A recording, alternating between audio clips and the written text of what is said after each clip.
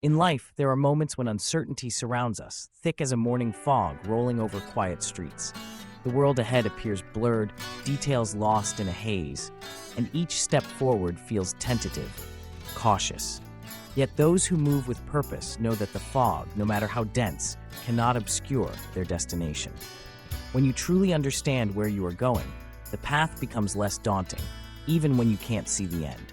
This clarity of purpose acts as an inner compass, guiding you through confusion and doubt. It doesn't erase the obstacles or make the way easy. Rather, it infuses each decision with confidence. Instead of hesitating at every shadow or turn, you trust yourself to move forward, one step at a time. The fog becomes just another part of the journey, something to navigate, not something to fear. Everyone encounters moments when the future is uncertain and the road ahead is unclear. The difference lies in having a vision, a goal that pulls you onward. Perhaps it's a dream you've nurtured for years, a promise you've made to yourself, or a calling that resonates deep within. Whatever form it takes, this sense of direction transforms the unknown into an adventure, each step a testament to your resolve. Even when others lose their way, distracted by the mist, you hold steady.